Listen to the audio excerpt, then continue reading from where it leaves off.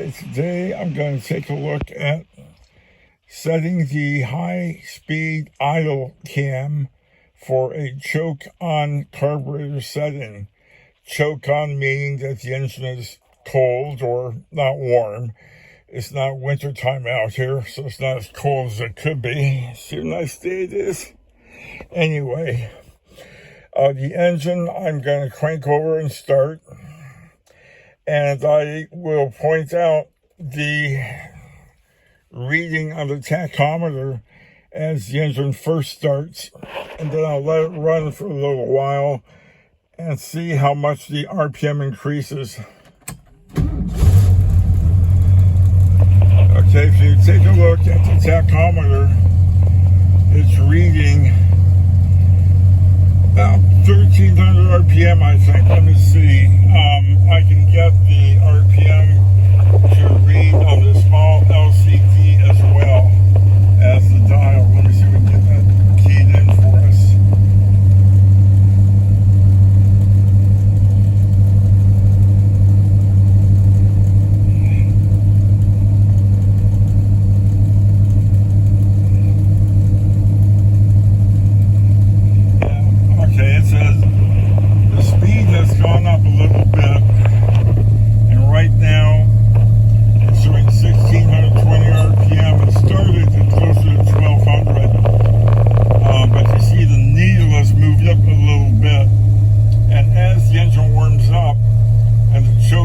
Coming off, the carburetor is still sitting on a high-speed idle cam, and so it'll keep increasing to a certain point. And normally when the engine is warmed up and the choke is open, I like these engines to run about 1,400, 1,600 RPM. But what happens, and right now we're at 1,740, which is a little higher than I like, but it's not bad. Now, the engine isn't fully warmed up yet, so it's going to keep increasing its speed as it warms up on that one idle stop setting. But I'm going to tap the throttle and have you see what happens. It dropped down to a lower setting for the high-speed idle cam, and that's because most carburetors, their high-speed idle cam has a couple different steps to it. Now, I'm going to see if I can kick it off completely. There we go. Now, I hit the throttle a little bit, enough for the high-speed idle cam to drop out of position completely. And now I'm idling in neutral just under 600 RPM, 570, 580.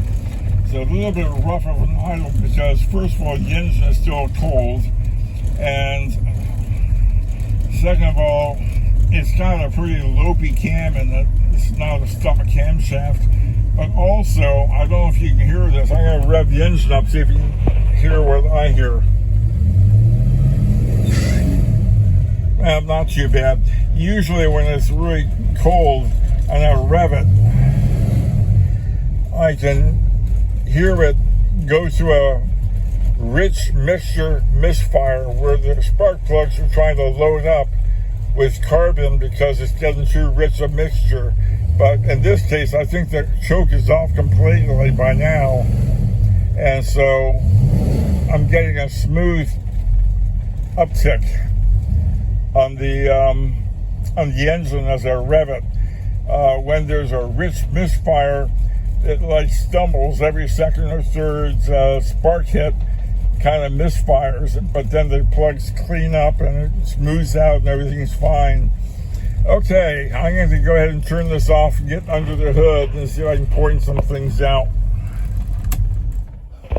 Here, I've taken off the air filter and taken the base of the housing up out of the way so I can show some of the choke linkage. Now, this engine has only been running for a few moments, but already the choke is being held wide open because this has an electric choke, and that warmed up pretty quick. So the setting that I wanted to speak of in this video primarily is what's called the high-speed idle cam and the high-speed idle setting. And if you look down there in that mess, you'll see a lot of different screws and stuff. Okay, so down here we have all kinds of linkages, and that reddish looking part is for what we call the high speed idle cam. So when the choke is on, that cam moves or is moved into position through a special screw that adjusts a high speed idle, can be adjusted against it.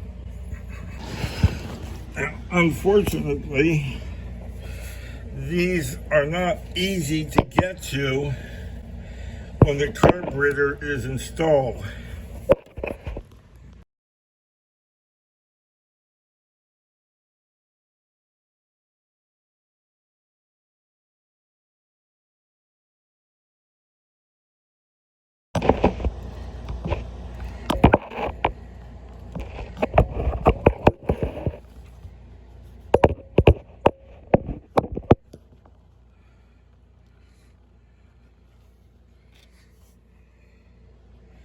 So all you're going to see, I'm afraid, is going to be how much everything else is in the way of that linkage. But I wanted to point out where the high-speed cam is. And again, it's that reddish-looking item in the center of the screen. And then get some drawings or other photos to show where the adjustment is made when we are adjusting the high-speed idle cam.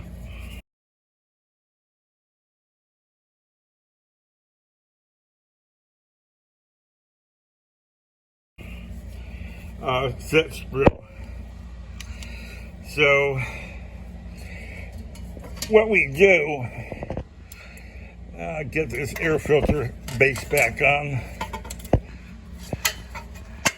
just because I like it in place, is make sure the choke is open, which it is, and while it's open,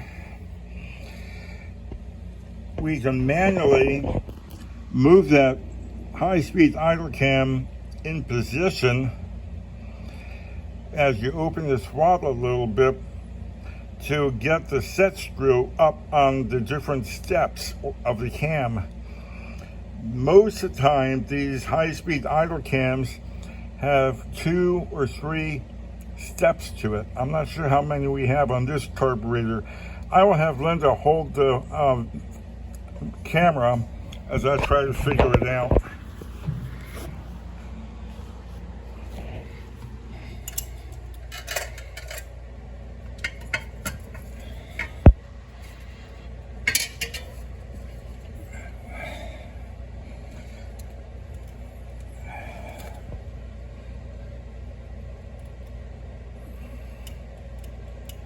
Okay, if you see me moving this little red cam, you see the choker is opening and closing. It can't go any further than where it's at unless I open the throttle a little bit. I'm up in step 1.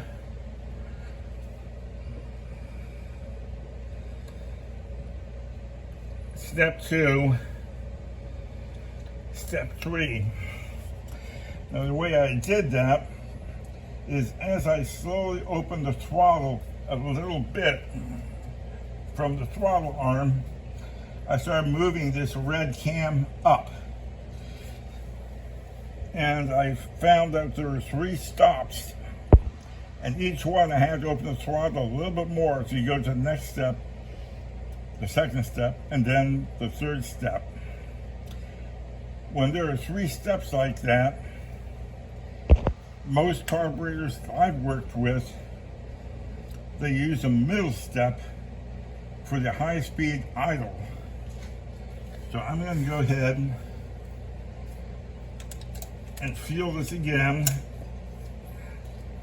and get to the middle step.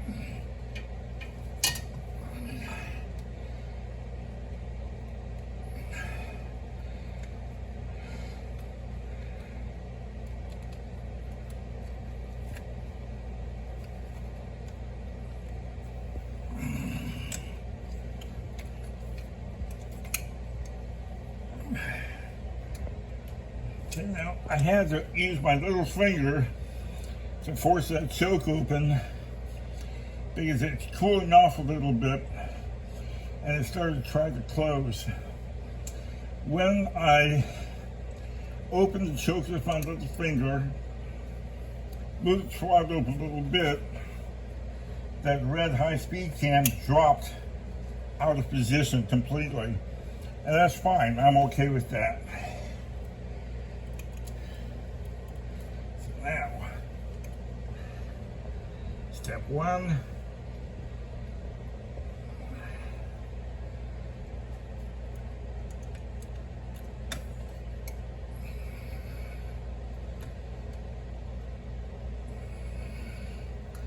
That feels like step two. Yeah, it was. Okay. So now, I'm going to hook up my timing light and tachometer and have Linda crank the engine over and let her run without touching the gas pedal. But let me get this all set up first. We'll be right back.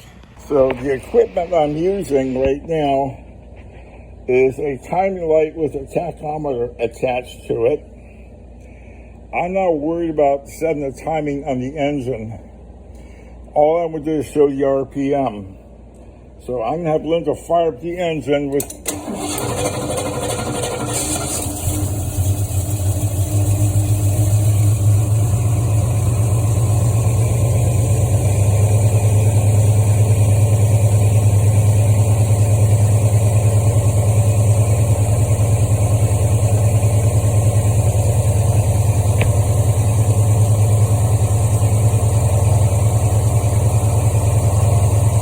Okay, now that's in the number 2 cam position, 1200 RPM.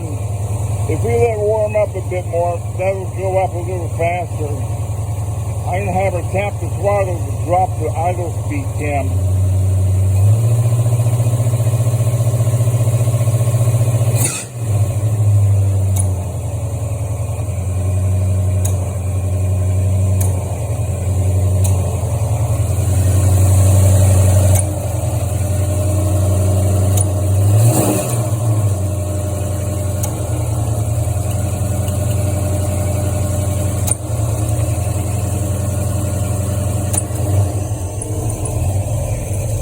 There we go. That's the idle speed with the choke completely open, and I manually had it open completely to get the drop off the cam. So now there we would adjust the idle speed elsewhere on the carburetor.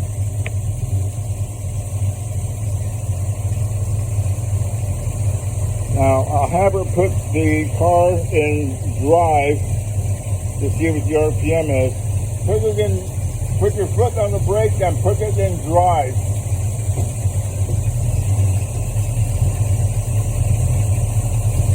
Just over 600 RPM. Park and cut. Thank you. So, what I wanted to show there was that even though I was sitting about 700 RPM in park or neutral, when I was off the high-speed idle cam, the RPM of the engine in drive dropped to just over 600 RPM, about 620.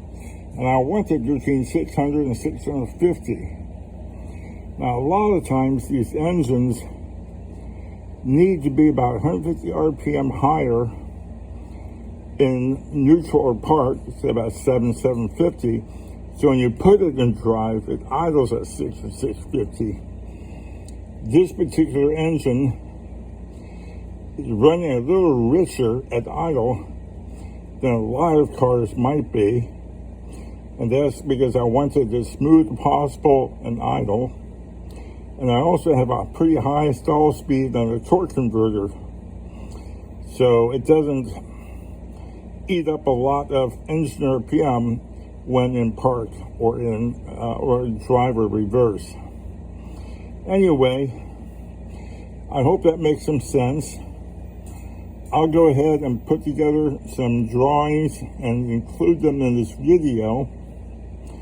And I'll include the links where you can download them from if you have further questions.